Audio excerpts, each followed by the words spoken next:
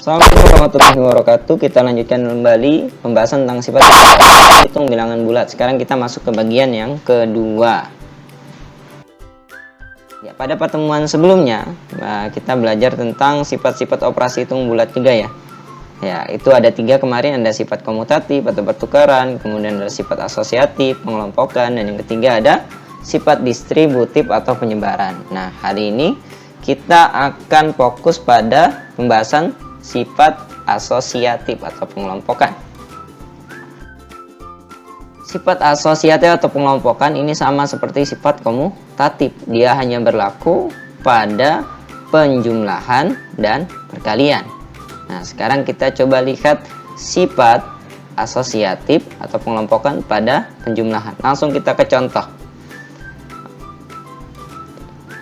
Oke, 5 tambah 4 yang berada di dalam kurung 5 tambah 4 tambah 2. 5 dan 5 tambah 4-nya kita operasikan lebih dahulu ini ya, karena di dalam kurung.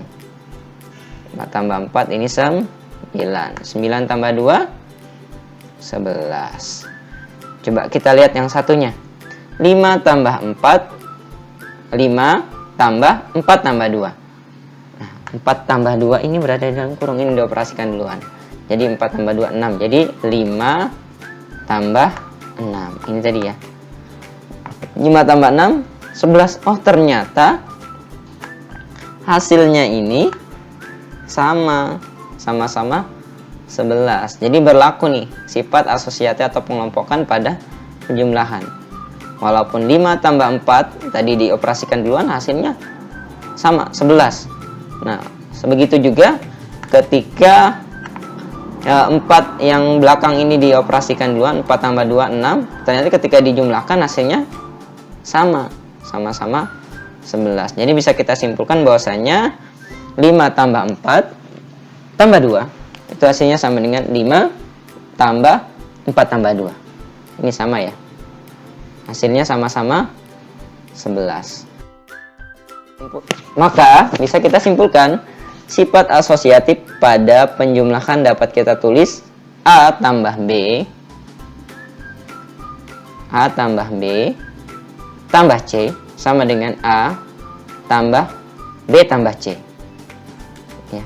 Walaupun A dan B ini dijumlahkan duluan, itu sama saja hasilnya dengan yang B dan C dijumlahkan terlebih dahulu. Dengan catatan ini A, B, dan C merupakan bilangan bulat. Sekarang langsung ke contoh soal. Nomor 1, 12 tambah 8 tambah 7.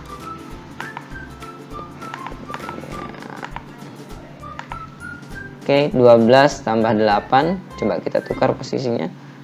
12 tambah 8 ya, tambah 7. Ini dikelompokkan dulu ya. Ini tadi yang ini hasilnya sama saja nih. 12 tambah 8 tambah 17 tambah 8 20 tambah 7, hasilnya 27. Kalau misalnya yang ini nih 8 tambah 7 berapa nih? 15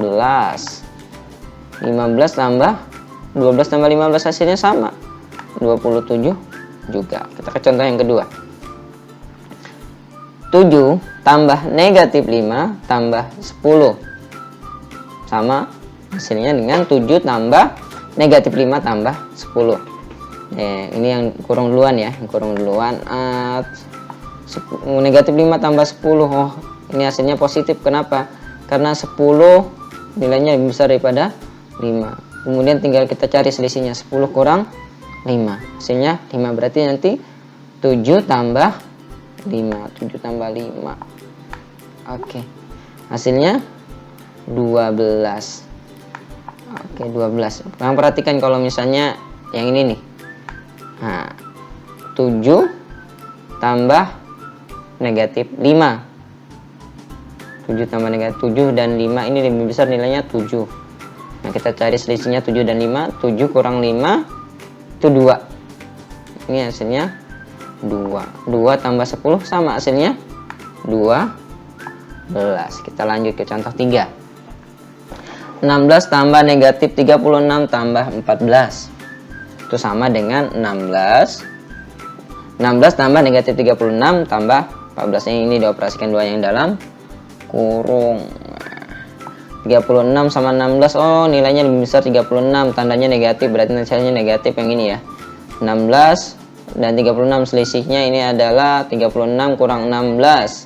Itu 20, berarti negatif 20. Ini negatif 20 ya.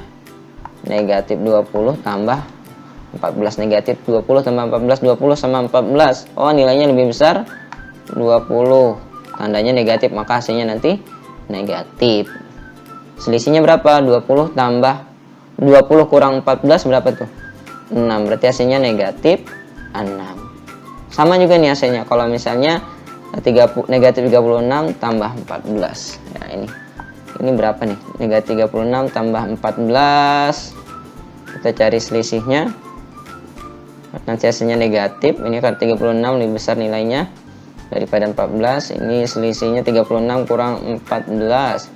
Itu adalah 20 negatif 22. 16 tambah negatif 22 hasilnya sama. Itu adalah negatif 6.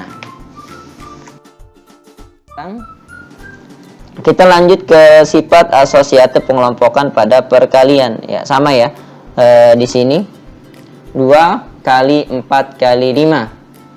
Ya, ini berarti 4 kali 5 nya dioperasikan duluan. 4 kali 5 itu 20, berarti 2 kali 20. Ini ya. Set.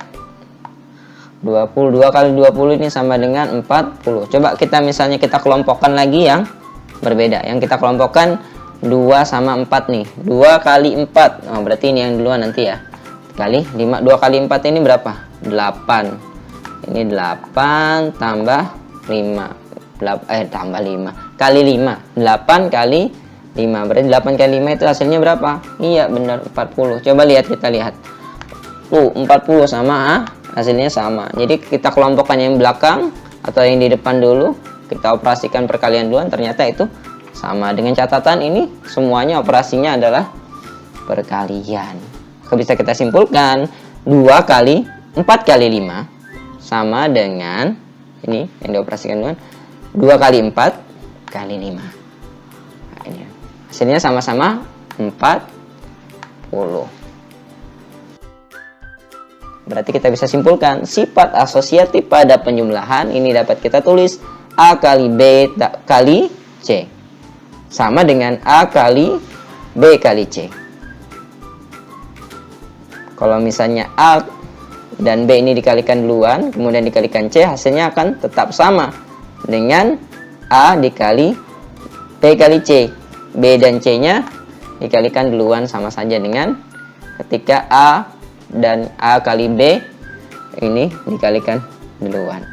Dengan catatan ini dimana A, B, dan C merupakan bilangan bulat, karena kali ini kita membahas tentang bilangan bulat. Baik,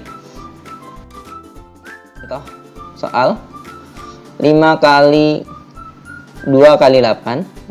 Nah, ini sama dengan 5 kali 2 duluan kali 8. 5 kali 2 ini hasilnya berapa? 10. Berarti 10 kali 8 hasilnya 80. Sama juga ya, 2 kali 8 ini hasilnya 16. 16 tambah 5 16 tambah 5 16 kali 5 ini hasilnya 80. Oke, kita lanjutkan 2. Nomor 2, negatif 6 kali 4 kali 5 sama hasilnya dengan negatif 6 kali 4 kali 5. 4 kali 5 ini 20. Berarti negatif 6 kali 20. Ini negatif kali positif, ini negatif, ini 20 nya positif. 6 kali 20 itu 120, tandanya negatif, karena negatif kali positif itu negatif, berarti 120. Sama juga ya, ini kalau misalnya kita operasikan duluan. Kita lanjut. 25 kali negatif 4 kali 13. Kita balik, 25 kali negatif 4 ini dioperasikan duluan. Operasikan duluan. 25 kali negatif 4 ini negatif 100 ya, negatif kali positif. Negatif 100 kali 13 ya, tinggal tambah nolnya aja ya. 100 kali 13 tambah nolnya 2 di sini. Tandanya negatif karena negatif kali positif. Hasilnya ini harusnya ada negatif ya. Negatif. Negatif 1300.